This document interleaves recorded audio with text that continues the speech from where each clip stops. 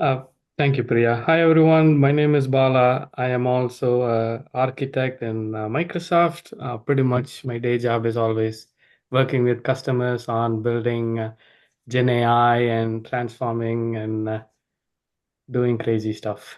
That's me. Well, Bala's been doing amazing things, actually. I know he works also with Purdue University and some really large conglomerates as far as the introduction of AI in manufacturing and things of that nature are concerned. So, now with that being said, we were asked to come in today to talk a little bit about a few different things. We have a short amount of time, so we'll try to cover what we can, and next time we'll do a bigger deep dive. We're asked to come in and talk a little bit about the Microsoft and OpenAI partnership, a little bit about as Joseph was pointing out around how exactly do we govern and secure this new technology of generative AI, and discuss the business value for generative AI as well. And so there's a few other nuggets here, but just want to start out by saying these are when we talk about the partnership here, it's really just opinions of Bala and I. We're not speaking for Microsoft, and none of this discussion will include things like compete information or model provider details or any kind of forward-looking statements. That being said, let's continue. So, as our previous speakers have mentioned, basically the bigger change that we're seeing is, and I want when we think about generative AI, it is not just that natural language interface, which is what everybody wants. We do want machines to understand us rather than we having to learn their language to communicate with them. But more so, it's the reasoning engine that is associated here. That's more important. And so when we think about how we're actually engaging with these machines, it's actually creating in the back end, we're actually now interacting with reasoning engines themselves that are allowing for generation of new content and ideas. Trying to see if there's a better way to do this, but when we think about the business value, as we look at Copilot here at Microsoft, one of the things that we've arrived at is, okay, we know we want it to be an experience using generative AI technology to humans with complex cognitive tasks. So the focus is really around the complexity of these tasks. And so when you think about, as you create your own copilots, and you want to measure how successful they really are, right? Obviously, you're going to look at the speed, how quickly this thing is able to come back with answers, as well as the complexity. So was I able to take something that took, for example, 10 steps? Was Copilot able to help me? Was this technology able to help me bring it down to 2? Instead of me having to go chase after 10 different things and pull and make sure that those things are completed, and then I'm able to come back and aggregate the answer into a fully formed answer. We really want it to be getting to that level of reducing the mental overhead for the human being, right? And then of course, last but not least, the quality of the response. We really do want the response to be titrated, ideally not just to we talk a lot about facts and is the answer correct, but there's so much that goes into it, right? Ideal North Star is not only should the copilot be able to give an answer to me that is correct, but also it keeps into consideration my job role, where I roll up in the organization, so it's more contextualized to me. And so, the idea here is we really want to get through some of this content before we can spend our time mostly on the demos today. And so that's what this is really about. But the value part of it, it all kind of goes back into, the tasks that we're able to offload, right? And can we reduce the mental complexity for the end user? So there's a lot of copilots out there. If you've used Office or any search engines, you're able to use them today, even within chat platforms like Teams, or even in your coding environments like GitHub. I'm sure you've been able to access some of these at some point or another.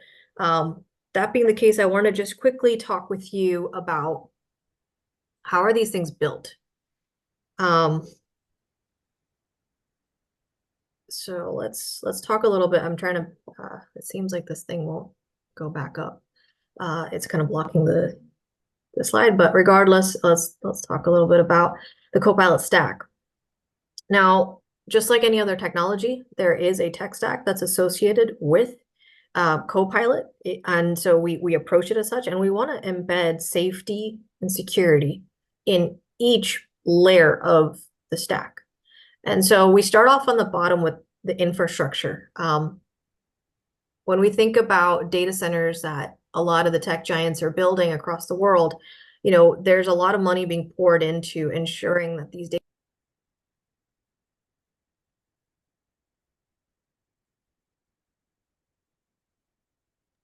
Did we lose Priya? I think we did for a second. We'll give her a few minutes and see. You see, Priya didn't have, this was a subtle plug that I did for CloudBrink. Now, if Priya had CloudBrink and had better reliability on a remote connection, we wouldn't run into this. No one can guarantee that, Ron. uh, I'm but just kidding. there's a little bit of seriousness. Anyhow, No, I agree. I agree. I mean, anyhow, well, it's good. So if she can come in, let us. wait, let me see if I can. I mean, if she comes in, can you let me know? So Sure, you can. Yeah, I will absolutely do that. she can. So she can take it over. Let me Yeah, see, let me know when you guys can see the screen. okay. Yeah, we've got you now. Yep. Okay. We have to do this. Let me know. I need to do this. Yeah. Okay. Can Yeah, you all see me now? that looks good. By the way, can everyone else see this as well? You can just put your comments in the chat. Yep, I see some thumbs up. All good. Awesome. So here is a high level on like how if you're going to build like a generative AI application, we can call it Copilot, Assistance, whatever that might be. It's basically a unit where you need to have some sort of a orchestration which actually takes in and runs through step by step, because as you know, just the LLM alone does not give you any end-to-end application that you can consume. It's going to be like some sort of a mix and match to figure out, like even in my demo, I'll show you an RFP demo, how in an RFP flow it actually works versus just the Gen AI alone. And then, of course, the Gen AI is going to go back and forth with Azure OpenAI.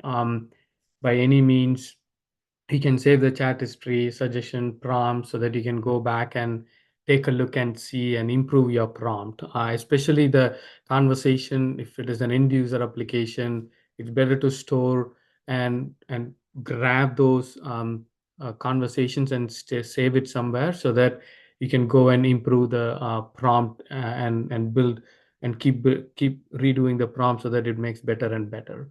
And we can also change the AI services if you want. Instead of OpenAI, we have a plethora of like, model catalog services you can choose from. And then there is a concept called plugins. There's a concept called semantic kernel, which is the next generation dev methodology we are looking at, which means Gen AI driven development.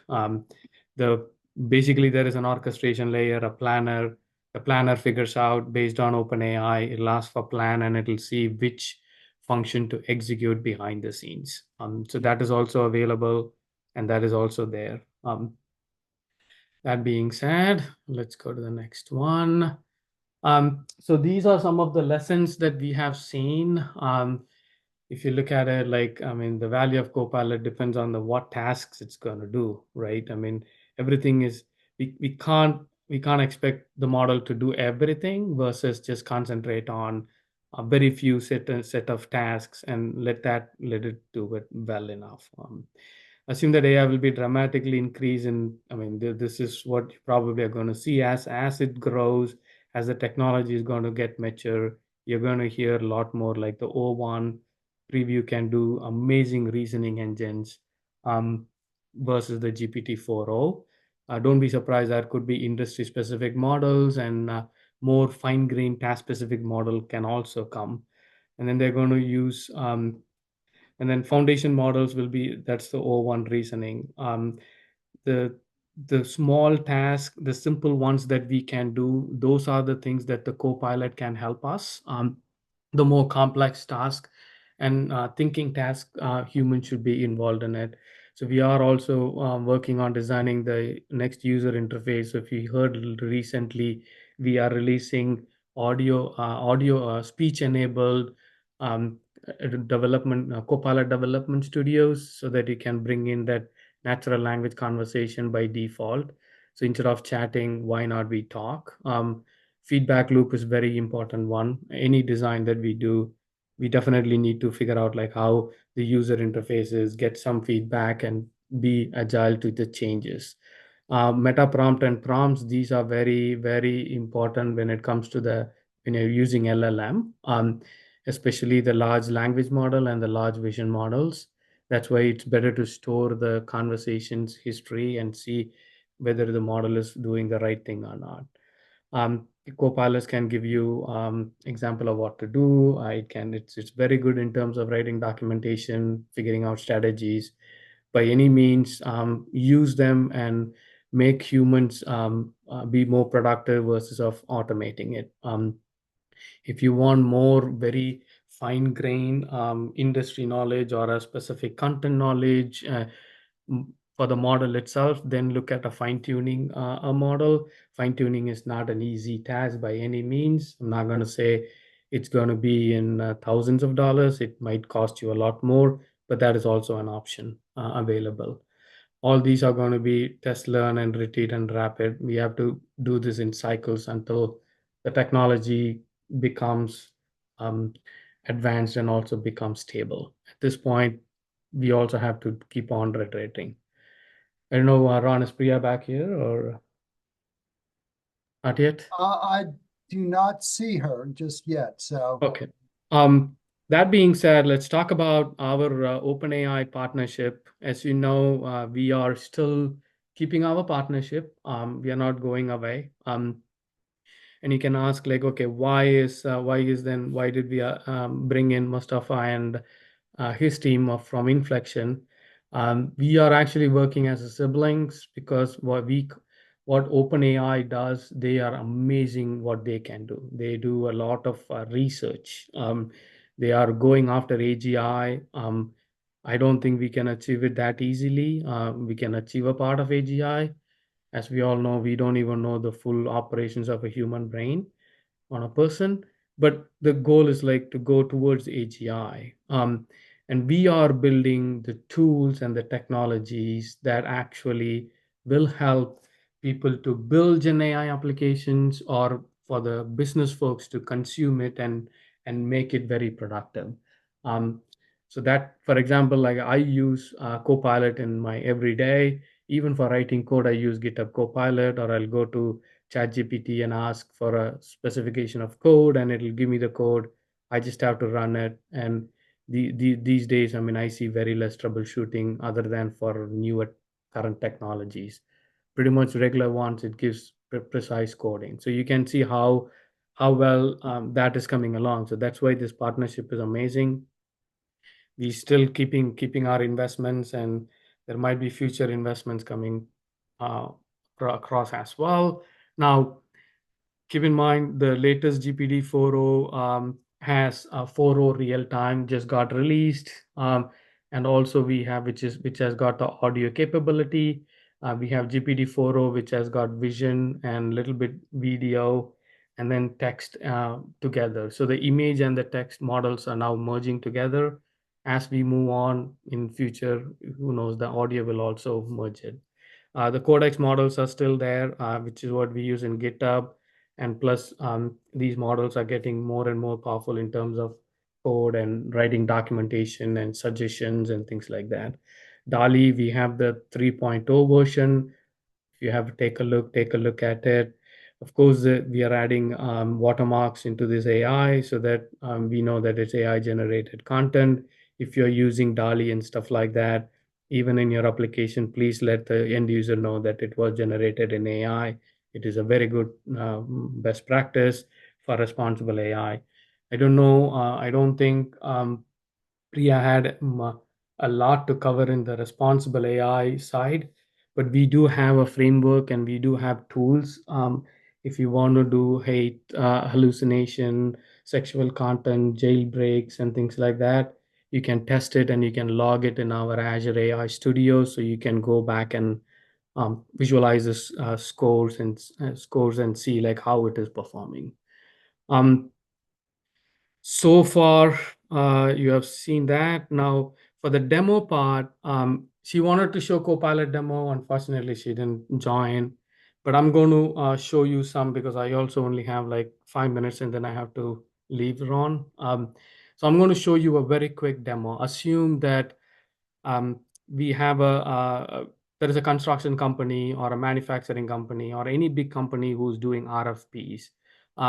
There is a process for RFP, right? I mean, you can't expect that you can do an RFP in like 1 hour. These are, even for us, even in my line of work in Microsoft, we take a long time to do these RFPs.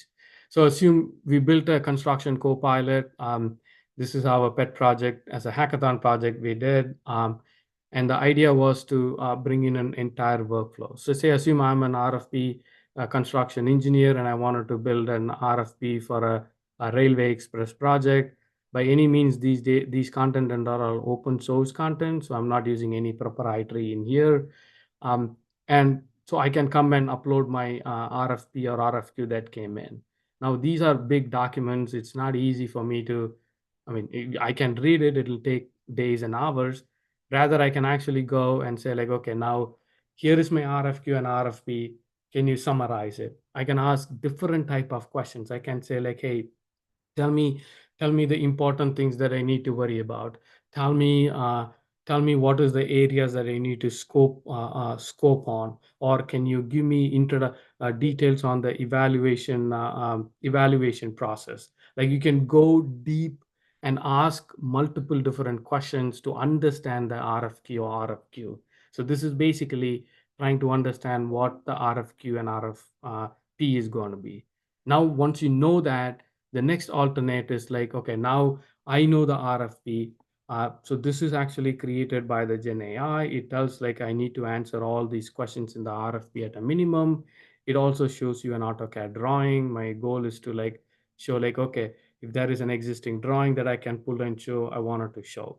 Now I can go ask, now this is where I'm creating new content. Now this is like, for example, I might have like thousands of RFP documents behind the scene about a railway thing. So I'm going to say like, based on my RFQ, go search the corpus of data that I have and answer me my question. So that could be get me project management experience. I'm showing that construction management service experience. Like that, you can ask individual questions, and this we can also actually update the data for Angelbeat users. You can keep adding and updating, and you can also click save, and it'll keep on adding that to an adding that into an like a array for now, but eventually we can save this in a database.